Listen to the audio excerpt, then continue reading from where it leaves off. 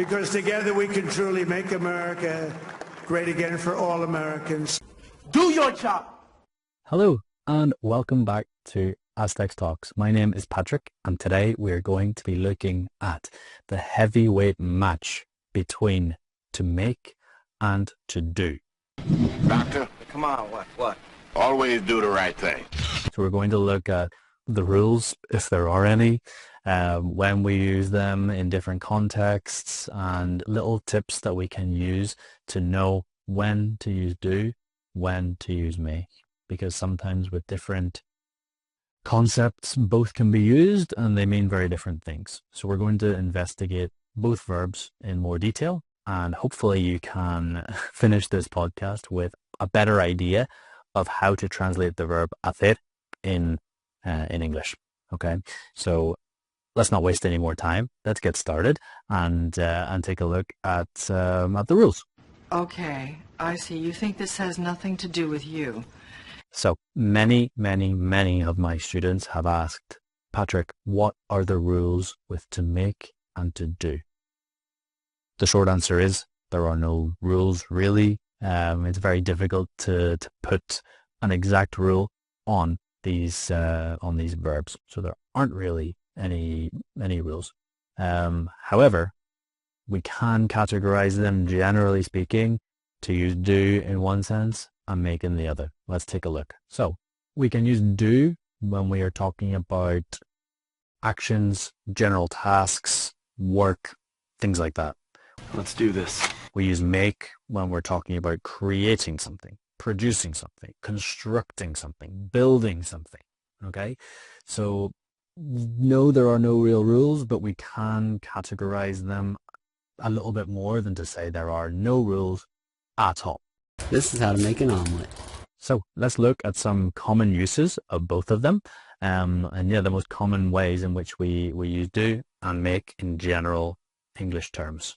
So let's firstly look at the verb to do. Do your homework. So we do homework. I never see you doing homework. We don't make homework. Just do the dishes. We do the dishes. You just said that you want me to help you do the dishes. I want you to want to do the dishes. Why would I want to do dishes? If we make dishes, we are constructing the actual plates. To do the dishes means to wash the dishes. Do you exercise? To do exercise. Do you exercise? Yes. We do not make exercise. If we make exercises, we are making the activity. We are creating the activity itself. But to do the exercise is to participate in the exercise. Do me a favor. To do a favor. Do me a favor. This is a really common mistake in English. To do a favor. We don't make favors, we do them. Do your best. And the last one is to do your best. I'm doing my best, Frank. To do your best, and yeah, to make your best wouldn't make any sense. But yeah, to do your best is to make as much effort as you can, and that's all you can do. Make that make sense. And then for make, yeah, you'll see that there is more construction or producing involved in these. Make a cake.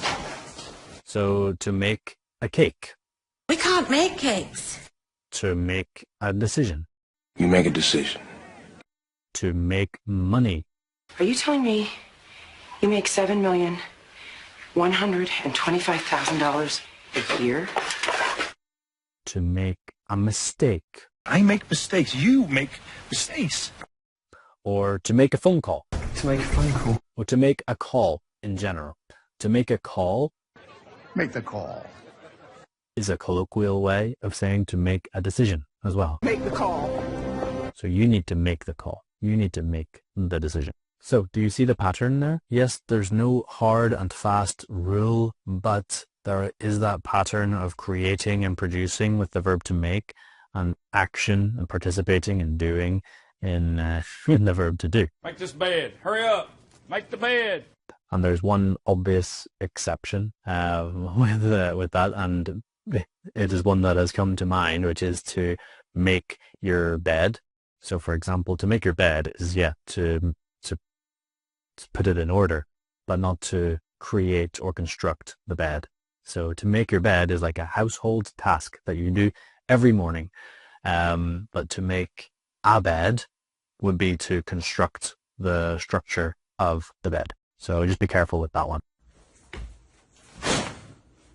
And what about in business English? Where can we use do and where can we use make? So yeah, let's take a look firstly at do and then make. Price of doing business. So firstly, related to business, to do business. Pleasure doing business with you.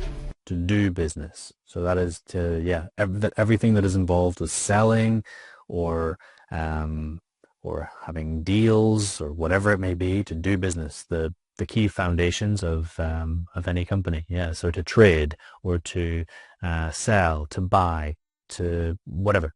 Yeah, that is to do business. I'm doing research. The next one would be to do research. To do research. We don't make research, we do it. Oh, do some research. So yeah, those are three that we use with do. And let's look at make. So yeah, with make, kind of related to creation of things again. So to make a profit. Make a profit. To make a proposal. So let me make you a proposal.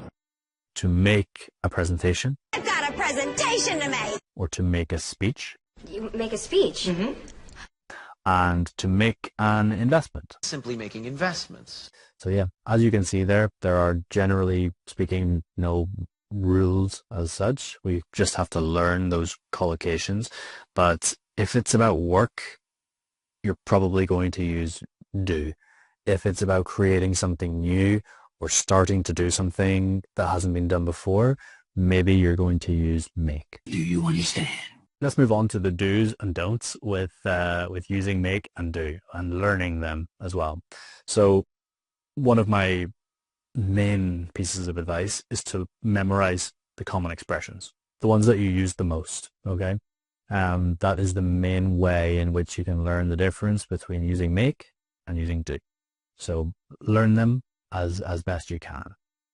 Also, listen to native speakers. Native speakers don't really make mistakes with these collocations. So if you listen to them, listen to their contexts, watch movies, watch series, particularly business-related series. So maybe if the series is set in an office, they're going to use a lot of collocations with make and do in business contexts. I'm going to make him an offer he can't refuse. And yeah, the last do would be to practice with fun phrases. Like, for example, like, do me a favor, or make an appointment. I make an appointment. Or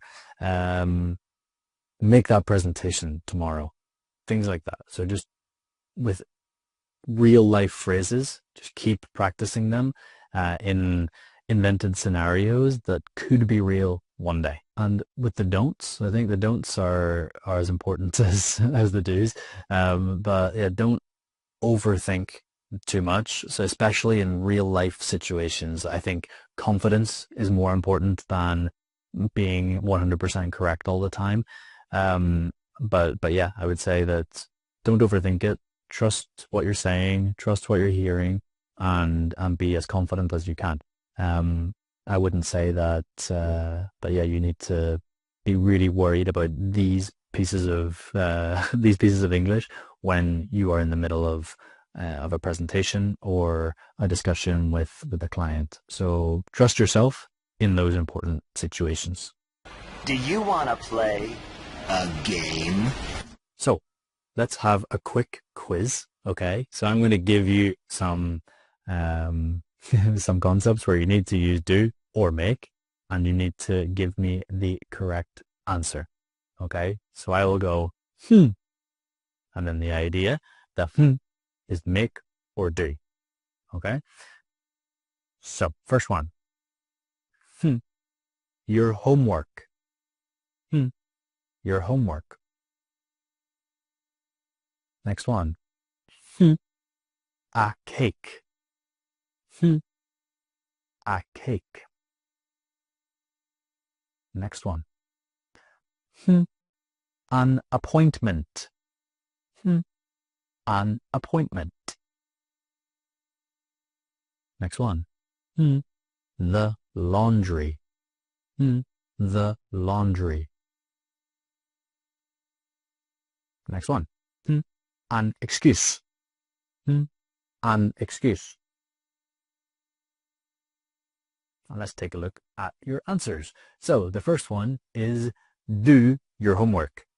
Do your homework. Do your homework? Yeah. Next one is to make a cake. Let's make a cake. Number 3 was to make an appointment. All right. I'll make an appointment. I'll go see him. And the next one is to do the laundry. Okay, let's do laundry. And the last one is to make an excuse. Listen, I'll make an excuse then. How many did you get? You can let us know in the comments.